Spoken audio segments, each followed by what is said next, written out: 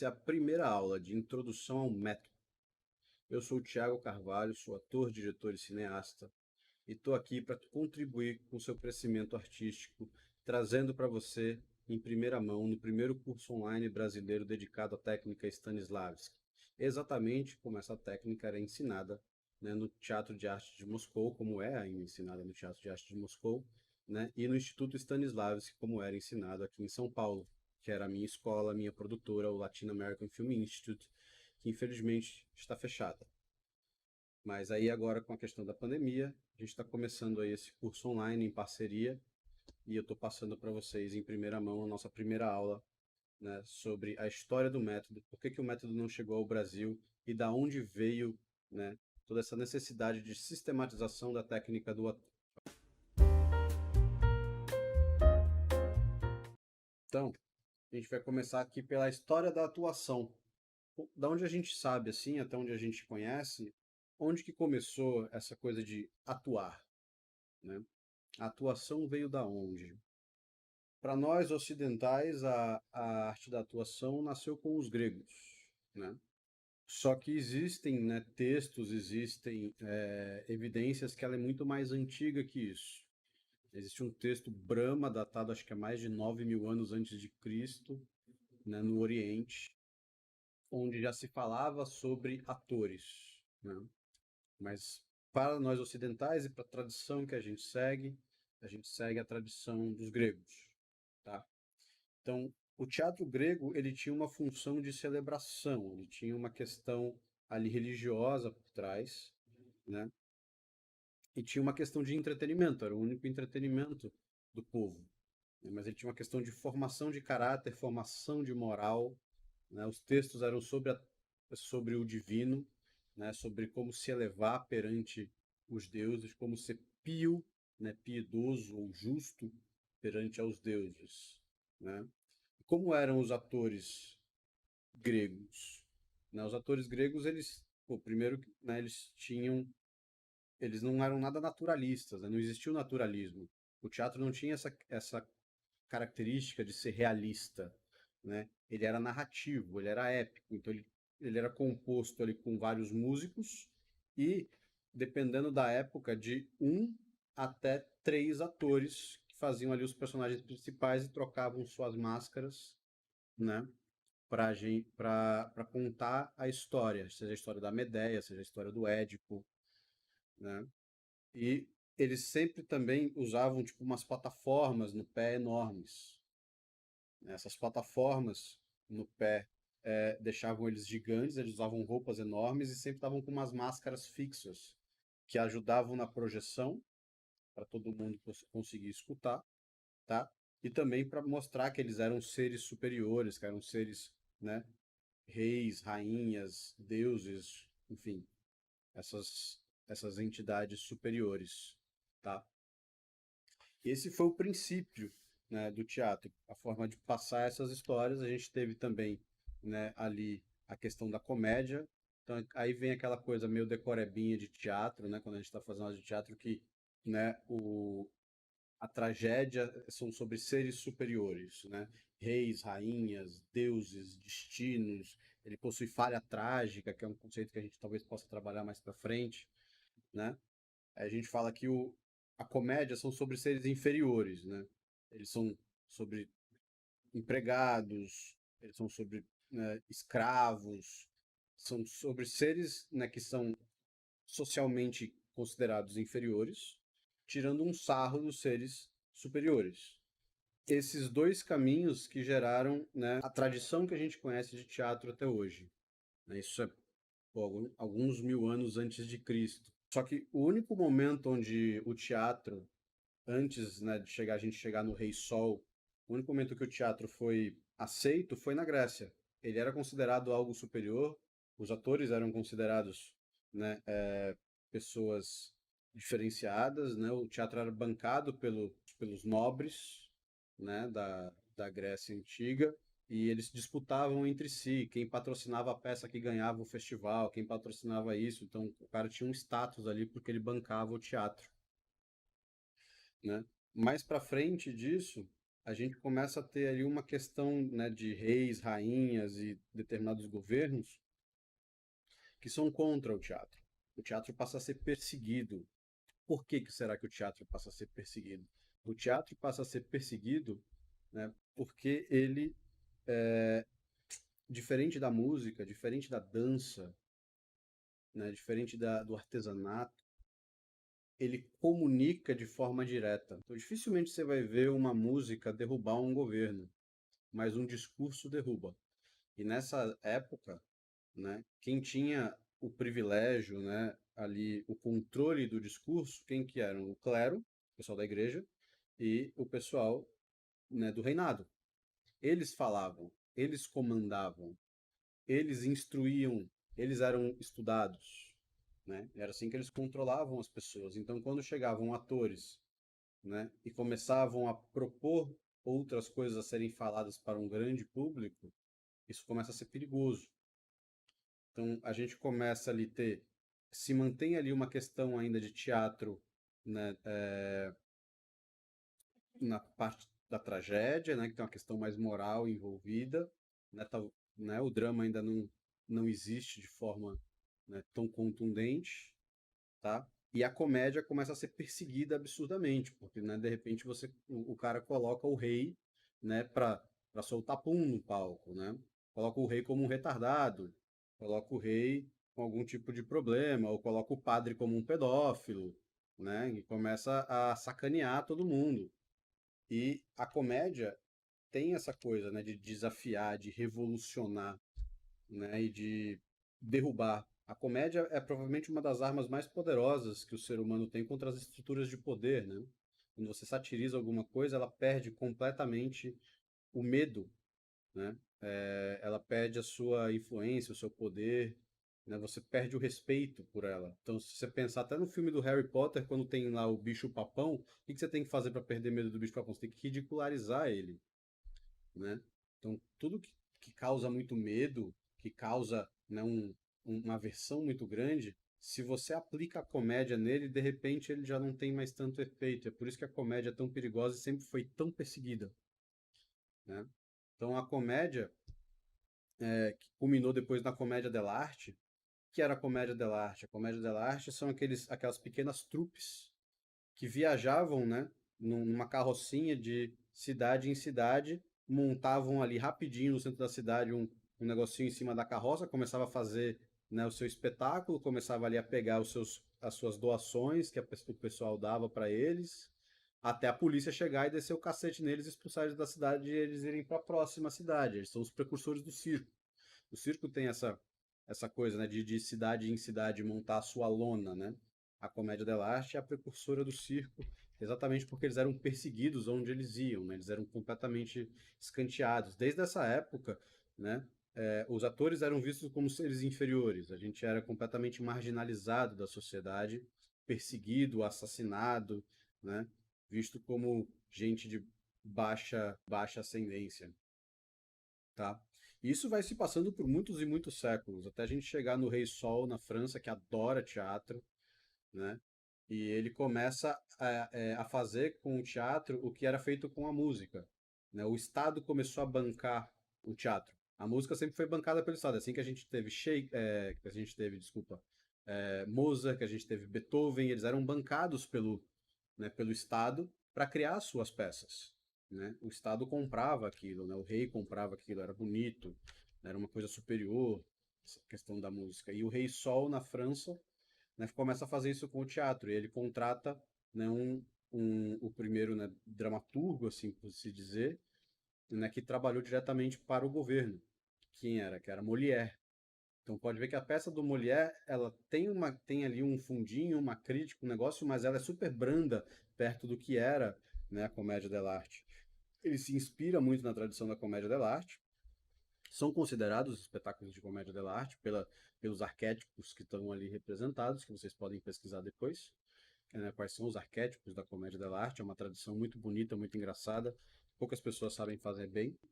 Ele começa a incentivar isso. Então, pela primeira vez, os artistas começam a ter um pouco de status.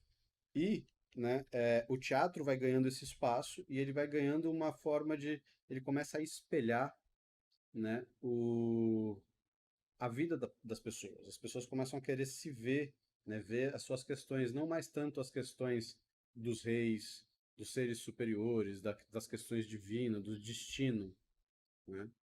Então aí a gente vai começando a fazer uma transição ali já no final do século XVIII, início do século XIX, né? A gente vai fazendo uma transição que a gente vai chamar de teatro burguês, né? O teatro burguês ele necessita né, de suprir essa necessidade do povo de as pessoas se identificarem com o que elas estão assistindo. Então, o teatro burguês é o que deu início, né, a essa corrente que a gente tem até hoje que chama novela, por exemplo. A novela é um teatro burguês. Ela representa, né, essas coisas cotidianas, né? Um marido que traiu a mulher, marido que não sei quem, um fulano que matou ciclano por causa de dinheiro, sabe? Ou fulano que faliu, perdeu a empresa, perdeu a casa, fulano que era pobre e enricou. Essas coisas que vocês veem na novela até hoje é de lá do fim do século XVIII, né, no início do teatro burguês. Só que aí né, a gente chega na, nessa época, ali no final do século XVIII e início do século XIX, né, para a parte onde a forma de atuação não dava conta daquilo que estava sendo representado. Lembra que eu falei para vocês? Lá no começo, né, o teatro não tinha um compromisso com a realidade, com, com o realismo da representação. Eram sempre seres enormes. Tinha um negócio que chamava Deus Ex Machina na Grécia, que descia um deus maquinado para resolver as questões. Os personagens trocavam de máscara. Né? Não tinha uma coisa muito realista. A comédia dell'arte é com máscaras também. Né? Mas a partir do momento que você começa a representar o ser comum, né? Um igual a você, ele começa a ter uma necessidade dessa realidade. É aí que a gente começa a entrar né, nas escolas literárias também de realismo e naturalismo. Né? Então, o realismo começa a permear, né, essa necessidade, né, das pessoas de se identificarem, de verem as suas histórias serem contadas. Só que lembra que eu falei para vocês que, tirando a parte dos gregos, dali em diante, o teatro sempre foi perseguido. Então nunca existiu uma sistematização da técnica do ator, diferente da música, né, diferente da pintura, que era algo incentivado pela igreja, pelo governo, né, pelos reis, etc. O teatro sempre foi perseguido, sempre tentaram matar o teatro, destruir os atores.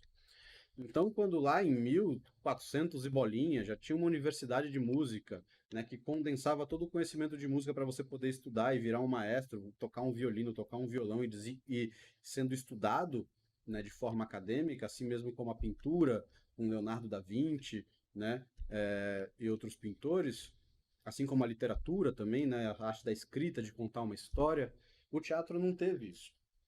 O teatro sempre foi passado de forma oral, né, de boca para boca. Né? As pessoas fugiam com o circo, fugiam com a comédia dell'arte. A pessoa via na cidade, pô, eu quero fazer isso da minha vida. O cara subia lá e ia embora junto com a trupe. E eles atuavam, o pessoal da comédia dell'arte tinha uma tradição que ele fazia o mesmo personagem a vida inteira. Né? Que é a mesma tradição que dá pé pro Chaves, né? Que dá pé para pro Chaplin, né? Pro Buster Keaton, enfim, N comediantes. Você pode ver que o comediante tem um personagem, ele faz aquele comediante, aquele personagem a vida inteira, né? Com pouquíssimas variações. O Chaplin é um personagem só em todos os filmes, né? Vem dessa tradição, tá? E aí a gente começa a ter uma questão que também não existia. Não existia a quarta parede. Os personagens conversavam com o público, assim, que nem eu estou olhando para você e estou conversando com você. Então, então, eles olhavam, eles conversavam, eles narravam para essas pessoas. Né? É a diferença do épico e do dramático. A linguagem épica ela é narrada, ela se passa no passado. Tem alguém te contando uma história e essa história vai sendo dramatizada. O drama, o início do teatro burguês, já vira uma outra coisa.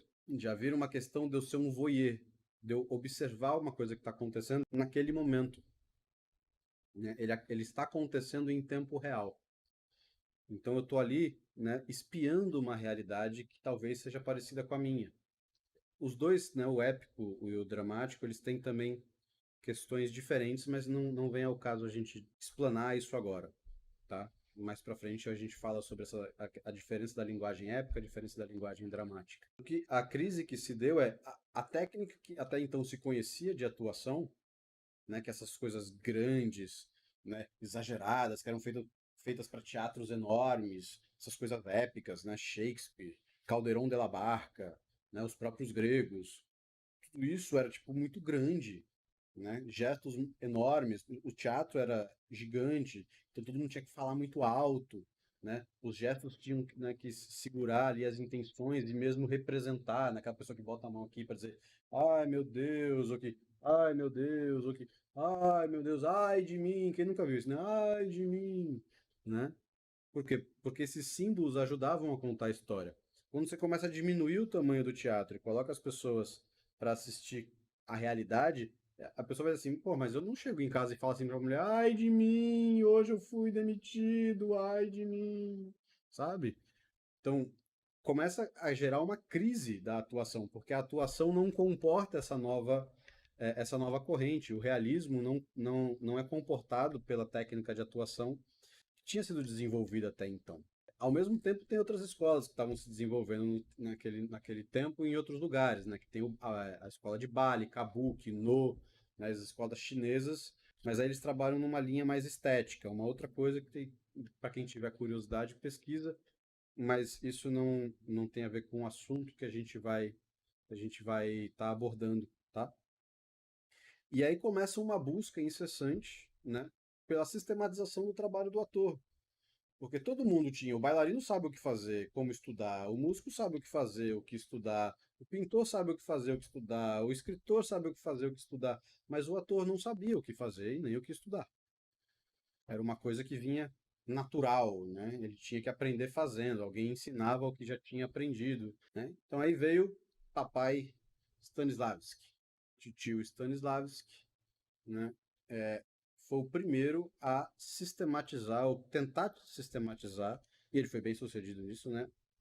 Técnicas para o ator estudar. Então ele foi o primeiro que falou assim, pô, ele era músico, ele era bailarino, tá? Então ele sabia assim que pô, todas as artes tinham um caminho, mas qual era o caminho do ator? E o caminho do ator não existia. Os que eram considerados bons e os que eram considerados mais ou menos, todos eles tinham que aprendido meio que no instinto. E eu vou te falar que é ainda assim em muitos lugares do Brasil até hoje, tá? Então, Stanislavski ele propõe, né, ele chega, ele vai causando uma revolução, né, na forma de atuar, tá? O que é essa revolução da forma de atuação? Tá? Ele devota a vida dele inteira, né, para descobrir, né, as técnicas que os atores podem usar.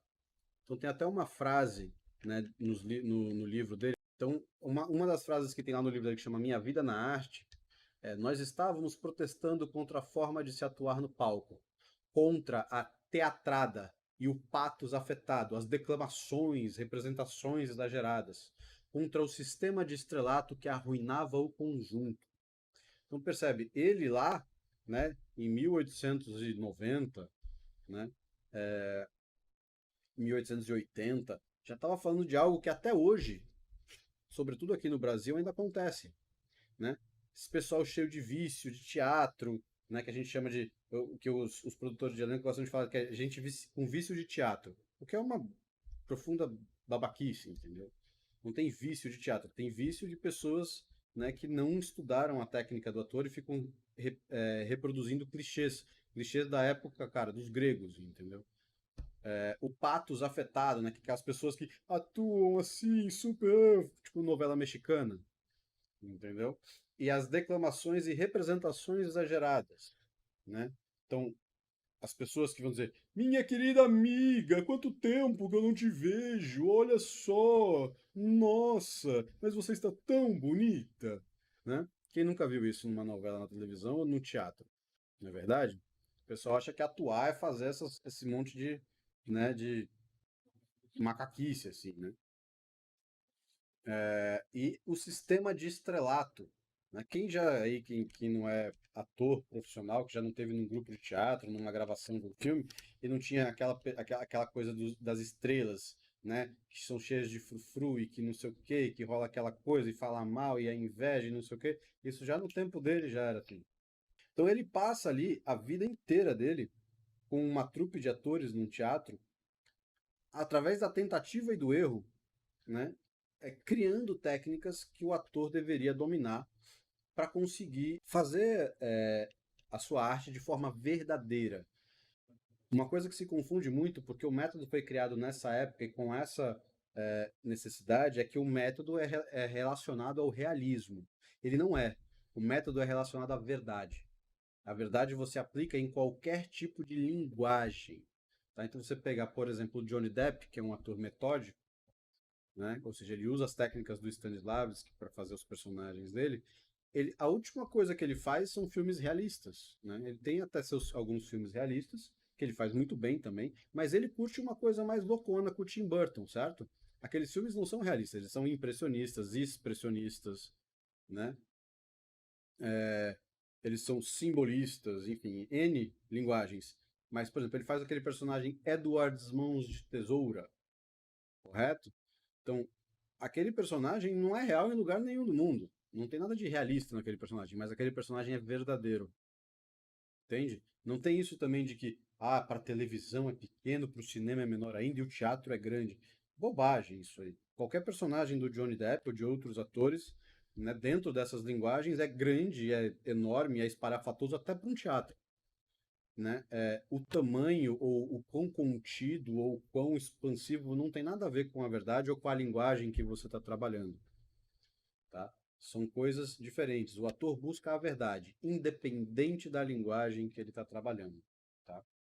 Então, o que aconteceu? Né? Ele passou anos fazendo isso, algumas décadas, e aí finalmente ele se sentiu pronto para fazer seu primeiro espetáculo. E essa peça causou um frisson absurdo, né? Na Europa toda. Ninguém nunca tinha visto isso. Tá?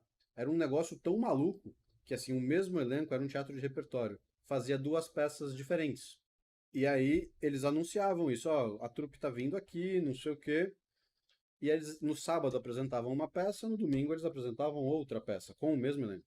Então o cara ia assistir a peça no sábado e via, nossa, que incrível, quero ver esse ator de novo. Aí ele chegava no domingo e ele ficava chateado porque ele não viu o ator lá de novo. Mas na verdade o ator estava lá. Ele não reconheceu. Porque uma das coisas que o Stanislavski pregava é que o ator tinha que sumir no personagem, desaparecer completamente, ficar irreconhecível com o seu personagem. E era isso que ele incentivava nos seus atores e é isso que ele ensina no método dele.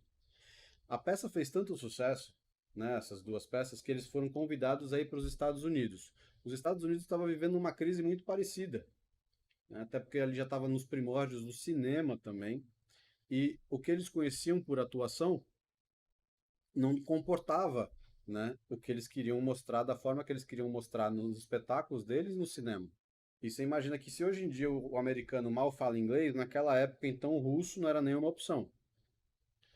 E eles foram para lá e eles acharam que eles vão ficar um final de semana. Falaram, puta, os americanos vão ver aqui, a gente vai assistir uma peça da gente em russo, não vão entender nada, não vão gostar e a gente vai embora, mas vamos lá. Chegando lá nos Estados Unidos, mesmo sem as pessoas entenderem nada do que estava sendo falado, eles amaram a peça. Eles ficaram lá por 6 meses, sem o pessoal deixar eles irem embora, porque estava sempre lotado os espetáculos. Que aí o Stanislavski percebeu mais uma coisa, que o teatro, a atuação, a performance, não é sobre o texto, é sobre o comportamento. E depois um outro cara, o Meisner, vai desenvolver isso muito mais a fundo, que é a técnica mais difundida do planeta para atores, sobretudo que fazem séries, né, dessas de televisão, etc., porque tem uma produção muito rápida. Então, ele viu que o comportamento comunica mais do que a fala. Então, você não precisa entender o que você está assistindo verbalmente. Você entende quem são as pessoas pelo comportamento delas, pelas atitudes delas. E a história se contava assim. E aí, nesse meio tempo, quando o Stanislavski estava lá nos Estados Unidos, ele ainda usava uma técnica, que é uma técnica que posteriormente ele proibiu, né? Uma técnica que ele baniu e que infelizmente é usada até hoje aqui no Brasil e difundida até hoje aqui no Brasil, né? Essa técnica é chamada de memória emotiva. Tá? O que que é a memória emotiva? A memória emotiva é você pegar um acontecimento trágico da sua própria vida e aplicar no momento da cena para você alcançar a emoção da personagem. Naquele momento, a psicanálise ainda estava, né, nascendo. Freud era um bebê ali, né? O conhecimento da psicologia também, mas esse tipo de abordagem levou grandes atores a problemas profundos, né? Porque imagina, você está abrindo uma porta na sua mente que até hoje a gente não consegue fechar direito, né? E a gente já tem, né, alguns quase 100 anos aí da psicanálise, né? Então, essa técnica era usada com certa frequência, e eles usavam essa técnica ainda. E quando o Stanislavski foi embora dos Estados Unidos, os americanos lá pediram para eles deixarem 2 atores lá, para eles ensinarem o que eles tinham aprendido, para eles poderem aprender e aplicar. E aí ficaram 2 atores nos Estados Unidos ensinando o pessoal e ainda ensinando a memória emotiva. Então, os Estados Unidos também tem ainda uma veia muito forte de pessoas que acreditam na memória emotiva. Stanislavski volta, tá, para a Rússia, né? E lá um dos atores mais queridos dele, né? Um dos melhores atores que ele treinou e um cara que desenvolveu também uma das técnicas mais fabulosas para atuação, que é o Chekhov, explicou para ele, né? Falou para ele que aquela técnica era uma técnica perigosa que estava gerando efeitos colaterais, né? Muito forte nos atores e os atores não estavam conseguindo depois voltar a atuar. Eles estavam largando a profissão, eles estavam ficando paranoicos, complexados, traumatizados e tal. E o Stanislavski falou que não, que era uma questão de abordagem, que isso não funcionaria. E aí tem uma passagem no livro dele que é muito bacana, que é onde o Chekhov fala para ele: não, então se é assim, se é uma questão de ver como que aplica, aplica em mim, então. E numa turma cheia de alunos, o Chekhov vai para o meio da sala, o Stanislavski começa a aplicar a técnica, é uma técnica muito simples, né? Você simplesmente começa a conversar com a pessoa até você descobrir os pontos fracos psicológicos da pessoa. Ele foi conversando com o Chekhov, perguntando como é que ele estava, etc. Perguntou como é que estava o pai dele. E aí ele falou que nesse tempo que o Stanislavski passou fora, infelizmente o pai dele tinha falecido, né? Aí o Senna falou: "Oh, sinto muito e tal, mas então, é, vamos conversar mais sobre isso." Ele começou a perguntar: e aí, como foi a morte do seu pai? Você estava do lado dele? Quais foram as últimas palavras dele? Né? O que que você queria ter dito para ele que você não disse? Qual é a coisa que você mais se arrepende de ter feito com o seu pai? Né? Se você pudesse pedir perdão para ele sobre alguma coisa, do que você pediria perdão? Né? Qual é a pior coisa que ele já fez para você? A melhor coisa que ele já fez para você? Entende o nível das perguntas? Né? E isso foi deixando o Chekhov completamente abalado, ele começou a chorar muito, né? Ele entrou ali numa catarse né, de emoção, e aí o que, que aconteceu? Né? O Stanislavski falou: pronto, agora você está pronto para a gente fazer aquela cena que você não estava conseguindo fazer. Aí ele lá chorando, um absurdo e tal, né? Virou para o Stanislavski e falou: realmente, é uma técnica que funciona muito bem, só tem uma coisa, o meu pai não morreu. E o Stanislavski ficou com cara de besta na frente de todos os alunos. Ele falou: mas nossa, não sei o que, como que você fez isso acontecer, etc. Ele falou: enquanto você esteve fora, a gente desenvolveu um monte de coisas. E assim ele convenceu o Stanislavski a largar essa técnica, né? E, é, e utilizar a técnica nova que eles estavam desenvolvendo, né? Então, o Hector's Studio, né? Ele começa a sua história usando muito, né, a questão da memória emotiva. Então, muitos atores ali, os primeiros atores do Actors Studio, sofreram muito com isso. A Stella Adler, né, que hoje em dia tem o Stella Adler Studio, uma das maiores atrizes da história dos Estados Unidos e professora, né, dessa técnica que ela desenvolveu junto com Stanislavski, sofreu muito com essa técnica. Porque ela era usada por qualquer pessoa, né? Você não precisa ser um diretor bom para aplicar esse tipo de sadismo nos seus atores, correto?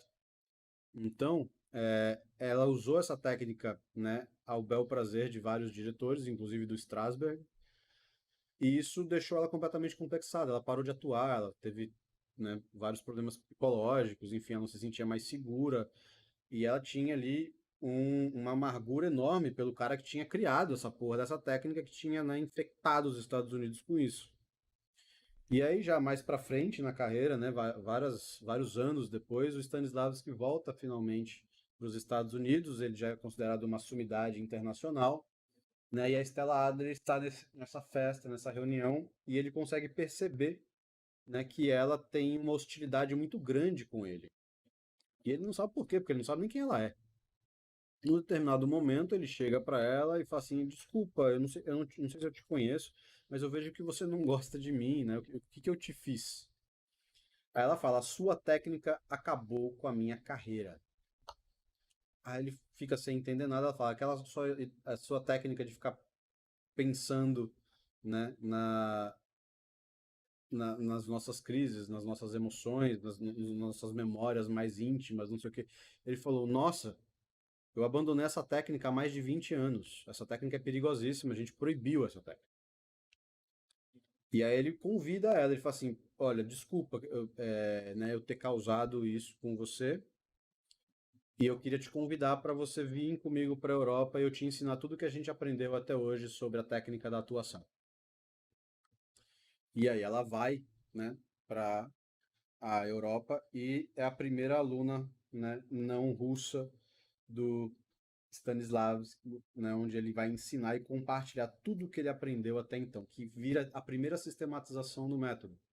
Por que a primeira sistematização? Porque até então o Stanislavski proibia que qualquer pessoa desse entrevista ou falasse sobre a técnica ou escrevesse sobre a técnica. Ah, por quê? Porque era um negócio secreto? Não, porque ele sabia que era um negócio que estava em constante mudança. Uma coisa, né, viva. Assim como a técnica da memória emotiva. Eles usaram um tempo, viram que não funcionaram e jogaram fora. Então eles mudavam a técnica o tempo inteiro, né? Pegando ali o que era mais importante, o que era menos importante, né? Substituindo. Então, a partir do momento que você escreve, o negócio fica imortal, né? E aí ele tinha medo que as pessoas usassem a técnica errada, exatamente como aconteceu com a Estelar.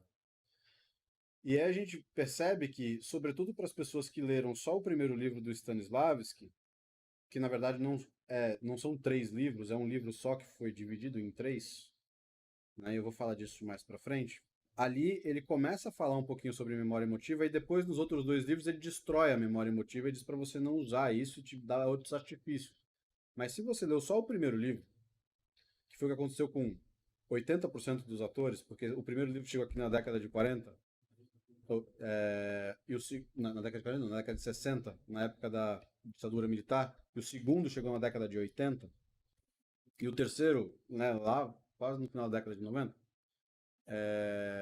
no início da década de 90, desculpa. Então tem ali 30, 40 anos, né, de diferença entre os livros. E o pessoal, boa parte dos atores que a gente conhece, inclusive, que estão aí, que são hoje mais velhos e tal, eles só leram o primeiro livro. E a técnica da memória emotiva ficou aqui enraizada até hoje. Eu conheço muitos atores que usam e muitos atores que já tiveram muitos problemas com ela. Então, se você é ator e você está pensando na memória emotiva, você usa ela, eu aconselho a você que, se você não quiser ter uma carreira muito curta, que você pare de usar a memória emotiva, mas fica a seu critério. Então é isso, gente. Espero que vocês tenham gostado, espero que vocês continuem aí nas aulas sobre Stanislavski.